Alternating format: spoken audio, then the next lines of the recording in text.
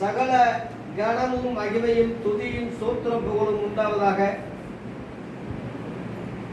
லூக்கா எழுதின சுவிசேஷம் 1ஆம் அதிகாரம் 23ஆம் வசனமாகிய அந்த வசனத்தை படித்து தியானித்து தேவனுடைய வார்த்தையை நம்ம தியானித்து இந்த துக்க நிவர்த்தி கூட்டத்தை நிறைவு செய்ய போறோம்.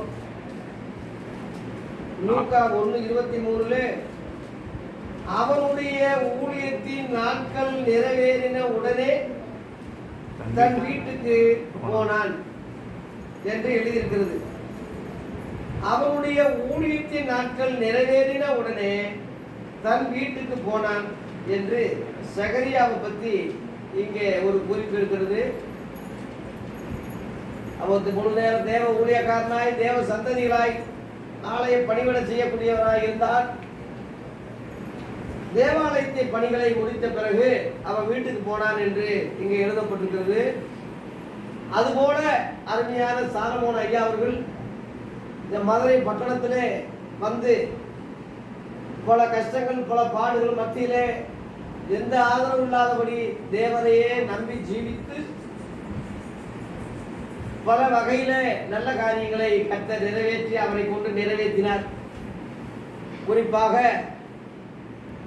ஐயாவுடைய மகள் திருமண காரியங்கள், வேலை காரியங்கள், பிள்ளைகள் பெற்று மருமகனுடைய ஆசீர்வாதங்கள் இவை எல்லாம் அவர் ஜெப குறிப்பு பாடுபட்டது அடிக்கடி எங்களோட பகிர்ந்து கொண்டது.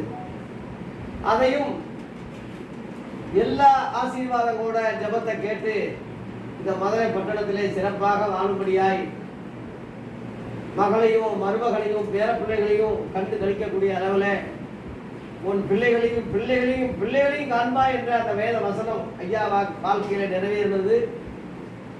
அடுத்து இந்த நம்ம உட்கார்ந்து இருக்கிற இந்த அருமையான வீடை கடந்த நாட்களில் விற்கக்கூடிய அளவில் அவர் ஒரு யோசனை சொன்னார். ஏறக்குறைய ஒரு 12 ஆண்டுகளாக எங்க சபைக்கு அவர் வந்து போய் மூப்பராக, நல்ல தேவ மனுஷனாக, உதவி ஊழியக்காரராக, நல்ல தேவ ஆராதனையை பிரசங்கம் பண்ணக்கூடிய அளவில் தேர்ச்சி பெற்றவராய் விளங்கினார். போன மாதம் 3ஆவது வாரத்திலே அவர் பிரசங்கம் பண்ணியிருக்கிறார் எங்க சபையில. அது யூடியூப்ல வைரல் ஆகி கொண்டிருக்கிறது.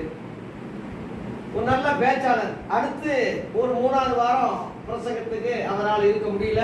இந்த மாசத்திலே அவர் கர்த்தரிடத்தில் அவர் இளைப்பாற ரெஸ்ட் எடுக்க சென்று விட்டார்.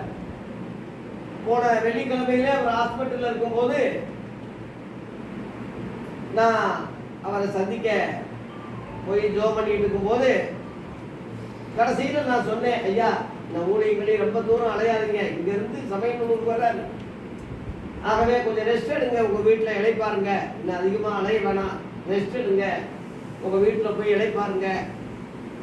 அத இந்த இளைப்பாறுதல் எனக்கு தெரியல. இந்த வீட்டுக்கு வந்து அவர் இளைப்பாறணும், ரெஸ்ட் எடுக்கணும், நல்லா இனிமேல் அலைய வேணாம்னு அந்த சொன்ன அந்த வார்த்தை ஆவிக்குரிய ரீதியாக கர்த்தருடைய வீட்டிலே அவர் இளைப்பாறுபடி அவர் ஊழிய நாட்கள்லாம் முடிந்து தேவ சமூகத்திலே நித்திரை கொள்ளும்படி இளைப்பாறுபடி ரெஸ்ட் எடுக்கும்படியாய் தேவன் அவர் எடுக்க போறார் எடுத்துக்கொள்றான்னு சொல்ற காரியங்கள் நமக்கு தெரியல. பொதுவா கடைசி வரைக்கும் அவருடைய மரண காரியங்களை நாங்க நினைக்கல. சுகப்படுத்திடுவார், ஆண்டவர் ஜெயிப்பார், எத்தனையோ காரியங்களை மேற்கொண்டவர் ஜெயிப்பார் சொல்லிதான் விசுவாசத்துல இருந்தோம். ஒரு 2 கால் பார்த்தீங்கன்னா ரொம்ப சீல்வடிந்து புண்ணல, அதுலேயும் எந்த நெகட்டிவான வார்த்தைகள் அவர் வாயிலிருந்து வராம மீண்டுடுவேன் வந்துடுவேன், கர்த்தர் என்னை ஆசீர்வதிப்பார், விசுவாசத்துல கடைசி வரைக்கும் உண்மையா இருந்தேன். இந்த இடத்தை காமிக்க என்னை கூட்டும் போது சகதி மண்ணு ரொம்ப மோசமான இடமா இருந்தது. விற்காதீங்க ஐயா, கர்த்தர் இங்க உங்களுக்கு மாளிகையை கட்டி கொடுப்பாருன்னு சொல்லி ஜெபம் பண்ணேன். ஆண்டவரே இந்த வீட்டை முடிச்சு கொடுங்க, இந்த மதுரை பட்டணத்துல அவருக்குன்னு சொந்த வீடு இல்லை, இத்தனை வருஷமாய் ஐயாவுடைய கோரிக்கை நிறைவேறட்டும், ஜெபங்கள் கேட்கப்படட்டும் ஜெபம் பண்ணிட்டு போனேன். அற்புதமாக நம்ம உட்கார்ந்து இருக்கிற வீட்டை அற்புதமாக தேவன் கட்டி முடிச்சு நேர்த்தியாக டெடிகேட் பண்ணக்கூடிய நிகழ்ச்சி நடந்தது. அப்போதும் நான் வந்து தான் டெடிகேட் பண்ணி ஜெபம் பண்ணி அவரை சந்தோஷப்படுத்தினேன்.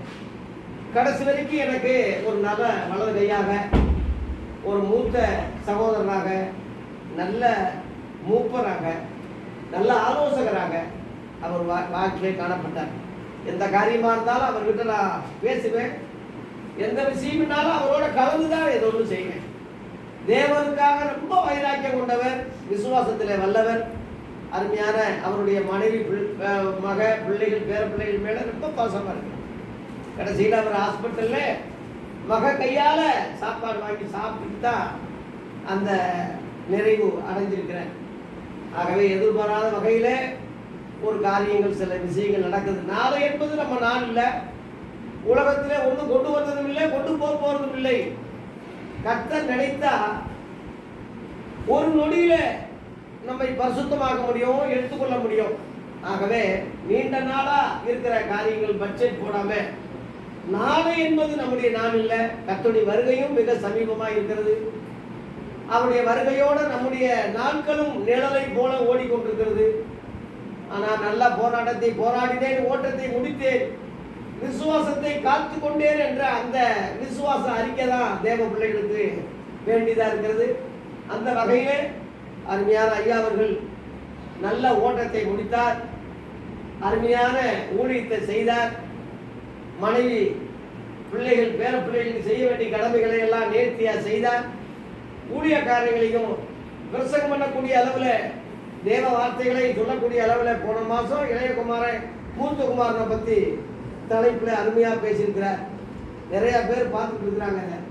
அந்த அளவில் அவர் மறைந்தாலும் அவர் வார்த்தைகள் மறித்தும் இன்னும் பேசுகிறார் என்ற வார்த்தையின்படி யூடியூப் வாயிலாக என்னோட நேர்காணலில் பல கேள்வி, சந்தேகங்கள் இப்படிலாம் உட்கார்ந்து நேர்காணல் கேட்டிருக்கார்.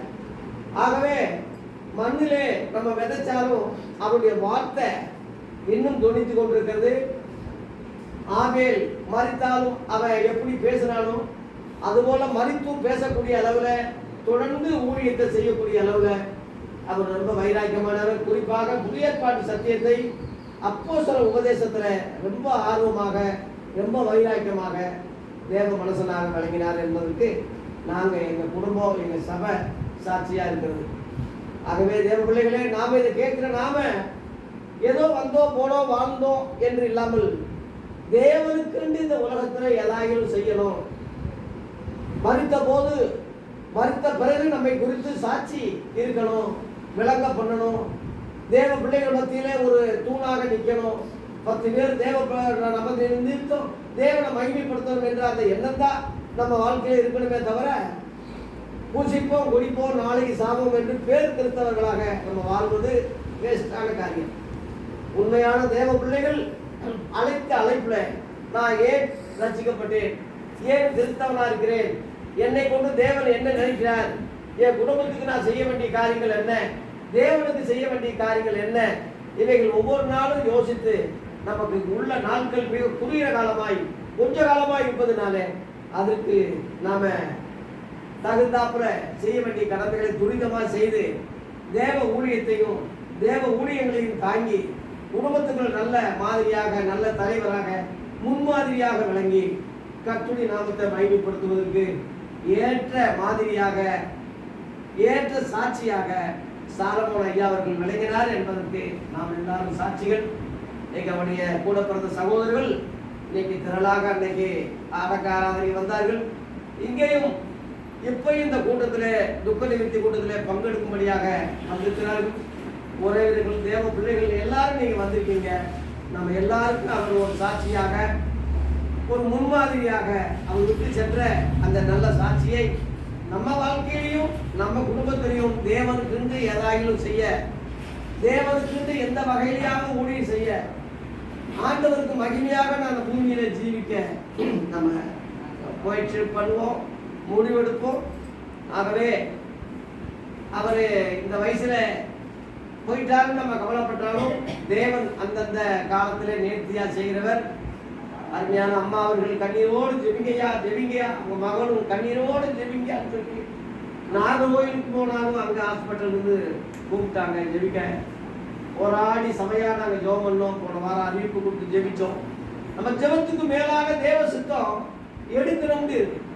ஏசாயா 53 அதிகாரத்துல நீதிமான் எடுத்துக்கொள்ளப்படுகிறான், புத்திமான்கள் எடுத்துக்கொள்ளப்படுகிறார்கள் என்பதை யாரும் சிந்திப்பார்கள். தீங்கு நாட்கள் வர்றதுக்கு முன்னாடியே நீதிமான்களை கர்த்தர் எடுக்கிறார் என்று அங்கே எழுதப்பட்டிருக்கிறது. ஆகவே இந்த பூமியில நம்ம இருந்து சாட்சி குறைவாகி பின்வாங்கி போறதோடு கூட இல்லாம தேவனுக்காக நல்ல பழுத்த அந்த பழத்தை நல்ல பருவத்துல அந்த பழத்தை புடுங்குற மாதிரி அவருடைய ஆவிக்குரிய கனிகளாகி நாம நல்ல முதிர்ச்சியான நல்ல டயத்துல தேவன் பறித்து கொள்கிறார், எடுத்துக் கொள்கிறார்.